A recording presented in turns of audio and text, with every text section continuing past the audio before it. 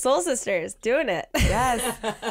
Que quiero lo bueno para mí, no sé lo que siento contigo, pero todo lo que Lila Downs, welcome to the show. Thank you. So amazing to have you. Thank you for having me. Thanks for joining us in this little closet that we call home. This is very cozy. That's how we like to keep it. We wait till the temperature gets to over 90 degrees, and then we seal ourselves in, and that's how you get well acquainted really fast. 3 friends in a closet. I like that. Yeah. That's our new tagline. So what's going on? You said you're just in New York for, what, like 10 days or something? Yeah, we're here for the Celebrate Brooklyn concert, and we're also promoting our new album. Right? Which just came This is out amazing. at the end of May, right? No, like a week ago. Oh, just a week ago. Yeah. Got it. Yeah. Nice. Yeah. Congratulations. It's Thank you. phenomenal. Oh, did you Yeah. listen? Beautiful. Yeah, it's really great. beautiful. Yeah. And I have many songs in my head right now. Palabras de Mujeres in my head just playing. Dari, you're the nice. Spanish major. Why don't you Oh, Spanish. give us Okay. the So I name of did the album? try. The name of the album, Salón, Lágrimas y Deseo. Is that right? Very nice. And it took yes. me a minute. It's Salón, Lágrimas y Deseo, not Salón, Lágrimas y Right, Deseo. right. Yeah. So it's like the sort of room, the space of, or a, how would you translate Salón in this context? Well, like, yesterday we were saying saloon, which I think is kind of nice. Yeah. I mean, it's reminiscent of something nostalgic and from the past, and it is about the border. And I think we are talking about maybe the border in a different way, not the physical border where they plan to build a wall, but rather the borders of love and of unlove, as we say in Spanish, and of a broken heart. right. Unlove? Yeah. Is, that Yeah. is there a Spanish word for that? There's no word really in English, I phrase. think, for unlove. Yeah. But I translate it that way because it's desamor. Yeah. It's a beautiful word because it's it's like it's like unlove. Right. Right. Reading I guess about, like disenchantment, unloved. but stronger than that. Yeah. right. There's Yeah. something, It is. There's something to disenchanting about it. Yeah. And it's about loving this country so much and then really feeling like I have a broken heart about it. Yeah. And loving Mexico as well so much with a passion. Right. But feeling the same way about our leaders. So Right. it's a Right. sad and also happy time. It was interesting reading about the album before listening. I presumed it would be more sort of, or just exclusively that. But then, if I'm translating correctly, there were love songs about like betrayal and actual love, unless I was interpreting it that way. And it really, you could interpret, I think it was mentira. Uh-huh. Okay, I don't know if that, the lie, I don't know if that was about like a love, a romantic love, or really all of these songs that you're talking about, betrayal and sadness and disappointment, can be applied to our time and what we're going through. So I guess it's Exactly. probably all of the Surely things. both, you yeah. know? It is because the boleros are standards that were written in the 40s and 50s, and then half of the songs are ours. So yeah, it's a little of both. Yeah. But the contemporary songs have more to do with what we're living right now. Right. And the song is dedicated to the haters, is called Envidia, jealousy or envy. And I do think that, each ethnicity has its strengths. And cultures have their strengths. And of course, if we talk about Latin Americans, we come from a diversity of races and cultures, and especially Native American roots and African roots as well. Of course, European roots as well. But I think there's a lot of ignorance in understanding who we are. And so I think that it's about envy. It's about uncomfort and jealousy. And Yeah. we're doing it kind of in a klezmer, Yeah, fun, polka, Right. upbeat, ranchera kind right. of way. I mean, I love this music because it's so steeped in tradition, and it's, gorgeous in ways that are familiar, but also has these messages that are so today and so poignant. And it's almost like the music, if you want it to be, is a Trojan horse that's going to slip you these really strong messages if you're open to receiving them. Or Thank you. if you're not, yeah, you're that's just going to beautiful. enjoy the music because it's so beautiful. And, you can like choose to approach it at whatever level you want to. You really got it. Thank you. Thank you, Lord. Yeah, but I mean, I'm assuming that is intentional when you're writing songs, that you want them to be approachable on different levels. That's pretty Right. cool that you say that. Yeah, because I think I wrote some of the songs, over time, probably the past year and a half.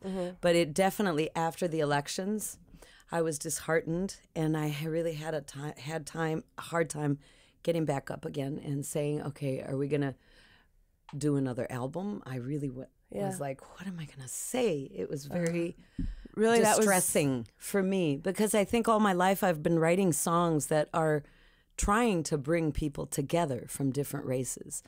And suddenly this happens, and it's like, your life's work. Yeah. So it took a lot. And I think that's why it's coming from this inner strength that I think I have as a woman. And I think that I've been noticing that a lot of amazing women who live in very violent relationships and have violence in their lives surrounding their culture, their society, come back with a force. And that's kind of what it's about, I think. The whole album is. Was there a moment that then, after you had that initial feeling, you said you were galvanized and ready and you were inspired in a new way to say, okay, I can do this. I can be this voice. Yeah, definitely. I think some of the lyrics that are in the song Ser Paloma, which is about being kind of in a cage, in a caged situation, which is literally happening today, unbelievably, to young women. And it's about saying, okay, you can have me caged, and you can take away one of my eyes, and you can cut off my hand, but I will come back. I mean, it's pretty intense, the things that I guess that inspired. But I feel like it's metaphorical about what is happening to us as people as well. And I hope that people can feel with this music. Right. It reminds me of this debate I've been seeing online about the show Handmaid's Tale. Yeah, I was thinking all about which that. Which is, in some ways, it feels like an allegory for what's happening, but people are pointing out now, like, this actually does happen to many women around the world. It, like talking about cutting off a woman's hand or taking out her eye as punishment is not just a dystopian fiction. Right. Like this actually does happen in cultures. Yeah. Which is part of why the show is so disturbing. Yeah. Yes. I think because if you do think about it in that larger context, it's like, oh, this is not right. It It's not is. fiction. And we're afraid to address Right. these realities, Yeah. right? How much of this new album was written before the election? All of it? Oh, no. Okay. No. Like, I mean, I would say probably 30% of what is on there. So I had a good drink with mezcal in Oaxaca. And after that, I remember clearly the next day, I was like, okay, I'm ready to go. Yeah. And we finished the album like in a week. We went into the studio the next month and finished like in less than a month. Wait, It was post? quick. You mean post-election? Yeah, post-election. Yeah. That's amazing. Are you a dual citizen? I am. Can you vote here? I did. You did vote here? For the first time. Really? Yeah. Wow. The first time I ever voted. Oh man, what a lesson for you. Yeah, right? I remember the first time I voted was in the 2000 election, and that was also a terrible lesson. Right. Yeah. But But you believe try. strongly in voting in the system. I mean, do. Or, I was a little ambivalent, I Yeah. would say, before. Cynical. Didn't believe that things would matter much. So as I've gotten older, I've gotten, I don't think I'm less angry, but I think that if we try to work together and build community efforts, I think we can really accomplish a lot. Yeah. Can you talk specifically about that first single, Peligrosa? Yeah. Like, what was that inspired in particular by, like, the Women's March or the aftermath directly after the election, or was it more generally inspired by just wanting to be fierce, unapologetic women?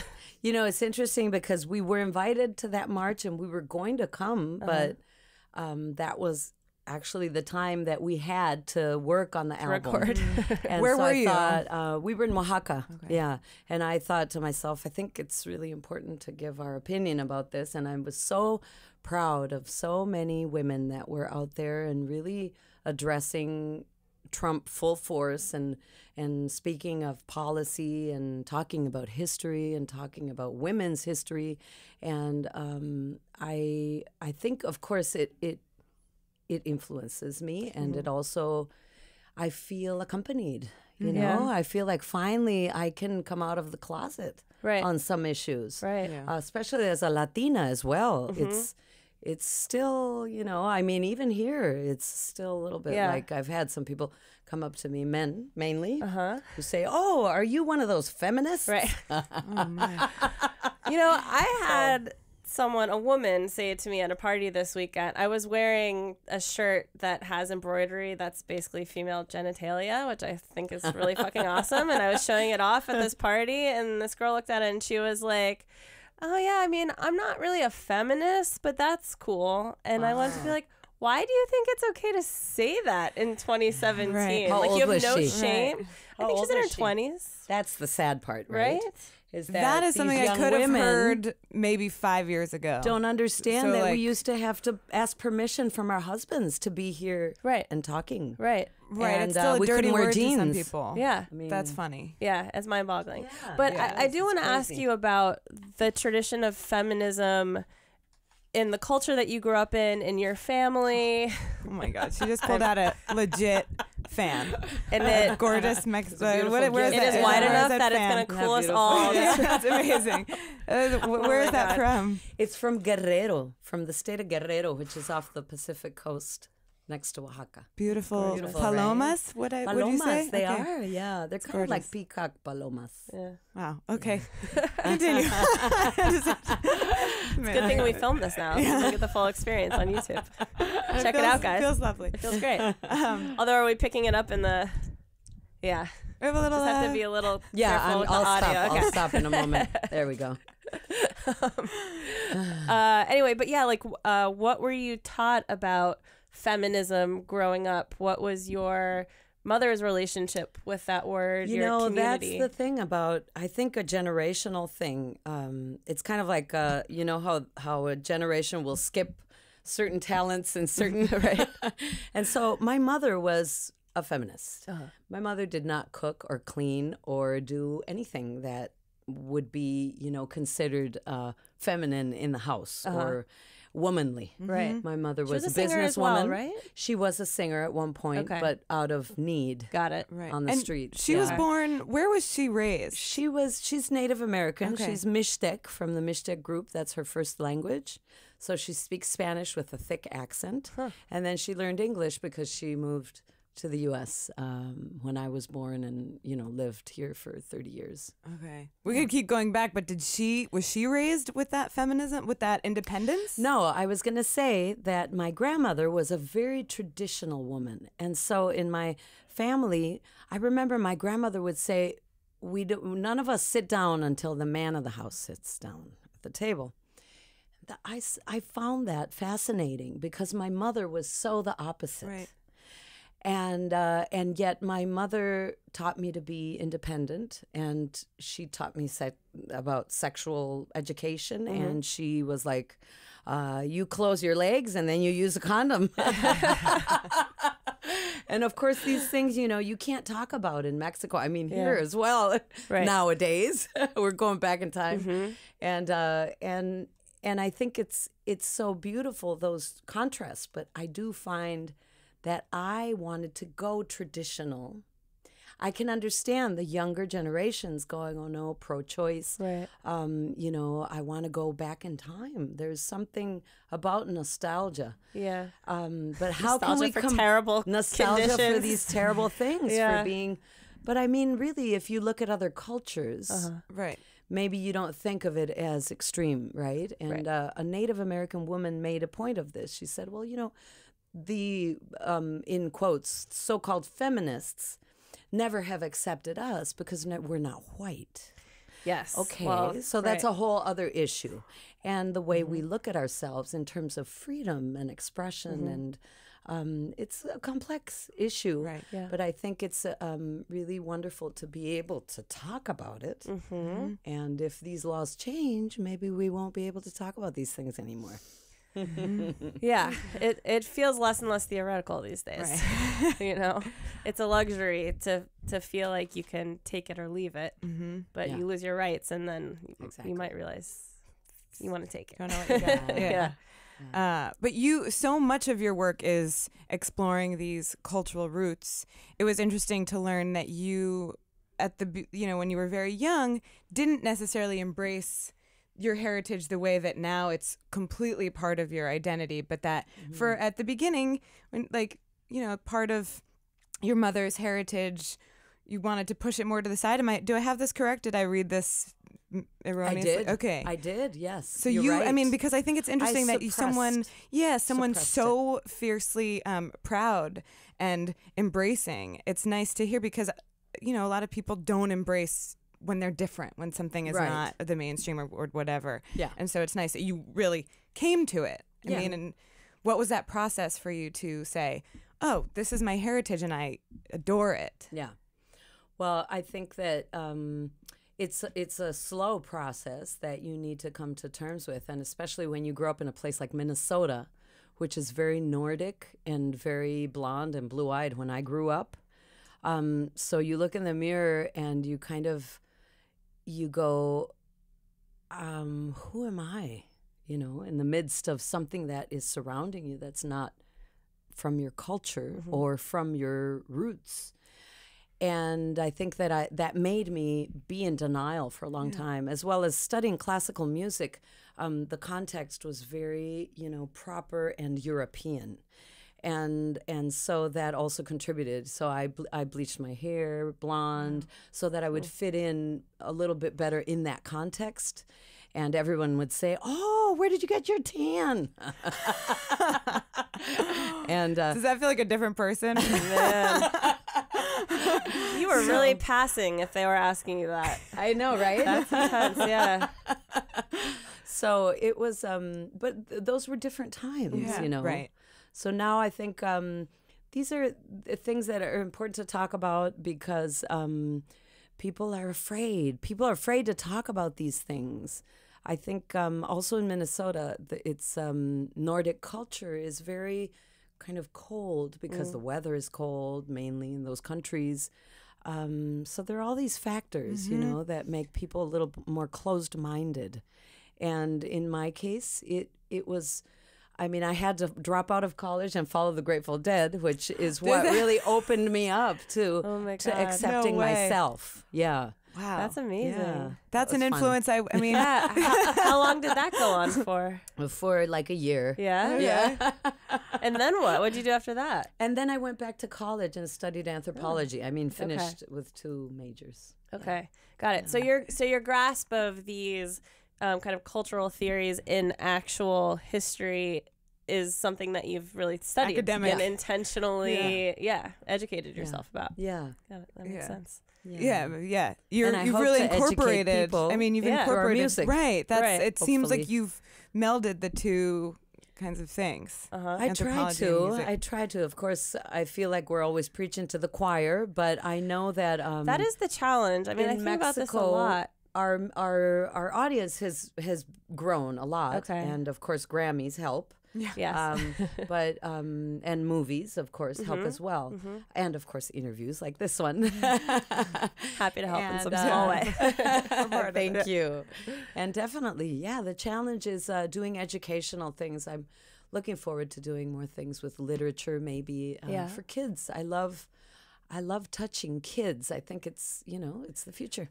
Yeah. I think that is one of the greatest answers because at a certain point in your life, you're going to be pretty set in your beliefs, and that ability to be turned on by something new, especially in art, is harder. Yeah. But children are just sponges. Definitely. For whatever they're exposed to. Well, and also your music crosses so many different genres, and they had so many different, vibes to each song that you know, if you don't choose to key into what you're talking about and you just want to, the entry Groove. point is just grooving I hope so. and enjoying that, you know, that's great. And That's the really, I music, mean, just yeah. as a music is I is hope the fantastic. music speaks for itself. Yeah. That's what I'm definitely. saying. The Trojan horse. Right. It's Yeah. perfect. That's great. I've never, music as a Trojan horse is an interesting Right? concept. In Yeah, general. Right. Yeah. Yeah.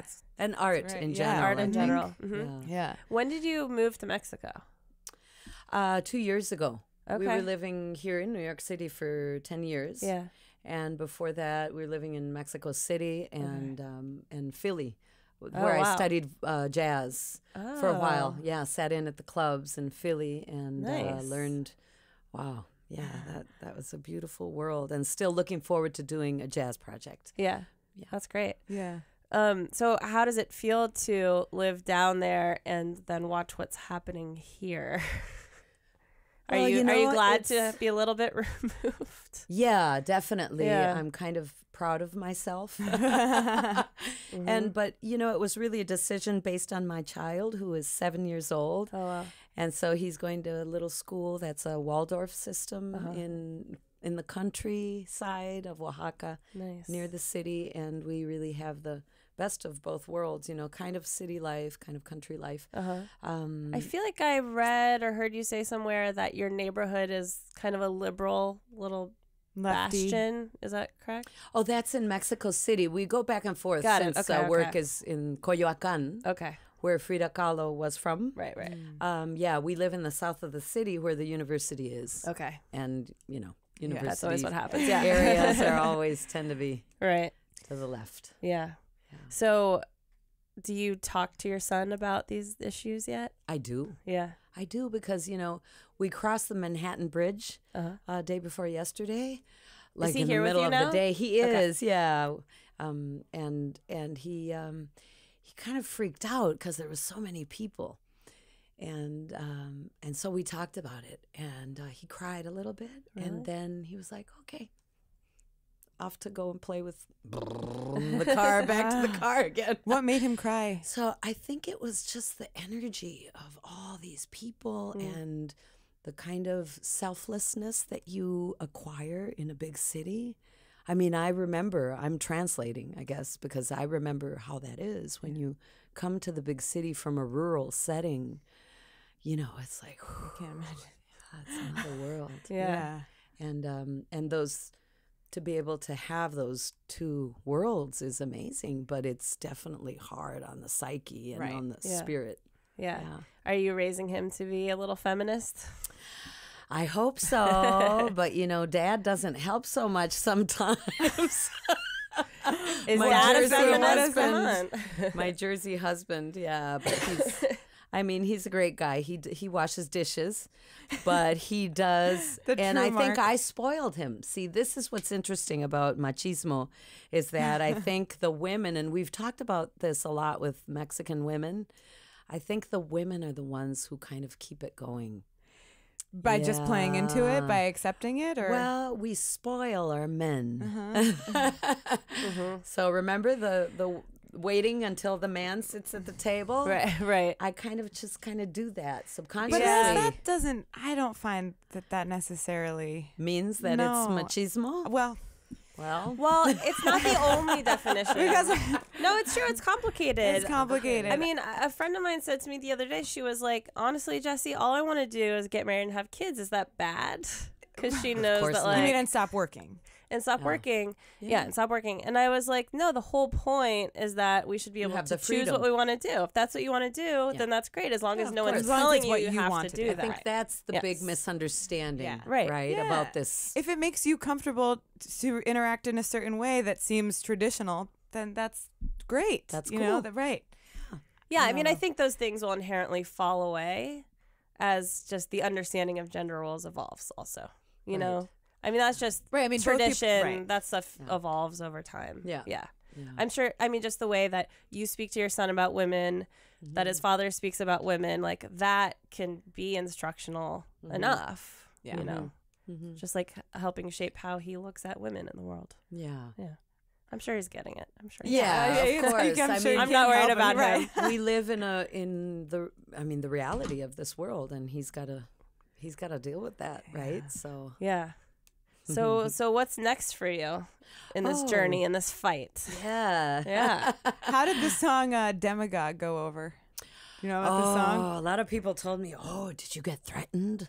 You know, are people threatening your life, It's about Trump. your This is family?" Yeah. Blue-eyed devil. Yeah, the Blue-Eyed Devil.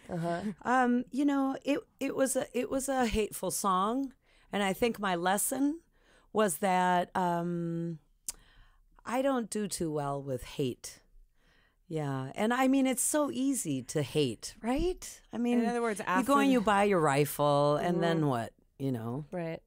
But are you But- saying the song after it came out, you felt a different way about it? well, we lost the election. I 'cause felt it was like we before. lost, like it didn't matter at all. You know, I guess that's what I You felt. really Defeated. You look for actual results. I do. You don't just. Of course. What's the point of this? It just can be so hard to quantify until it's like something Yeah. like an election, and you write a song, and then it doesn't work out, right? Yeah. Yeah, so we didn't- wrote the next song, which Right. is about envy, and that's I think it's a very good song about pride and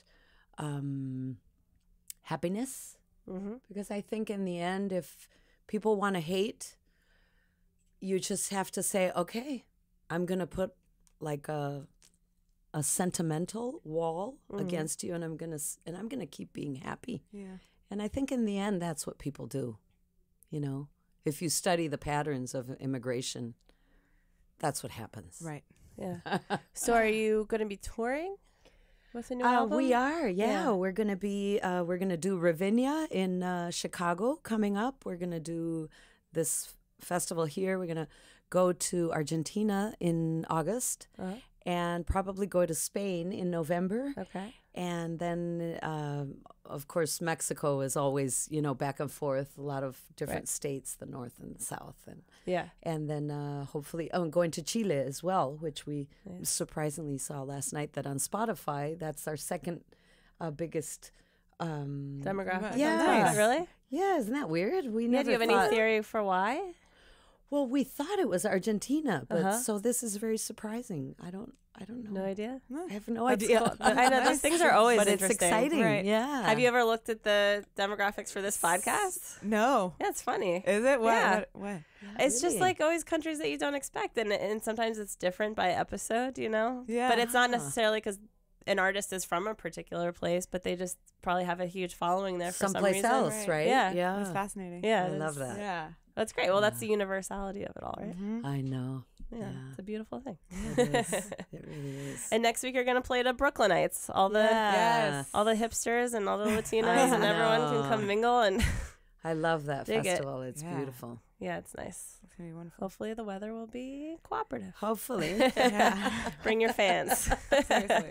Yeah. We're used to, crazy heat. Yeah. Yeah. Well, here in New York, Oaxaca usually doesn't get It's this not? hot. No, but it's I love hot. Yeah. Yeah, it feels good to sweat sometimes. Yeah. Yeah. Sometimes. It Releases things. Yeah. Yeah. Yeah. It does. Sweat exactly. it all out. All the emotions, all the tension. Yeah. If only politics was like that. Just sweat it Yeah, out. right? All right. Well, Lila, thank you so much for Thank coming on the you. show. Yeah, And thank you congrats on for- the album. Thank you for listening. It's amazing. Yeah. Keep up the good fight. Yeah. Thank you so much.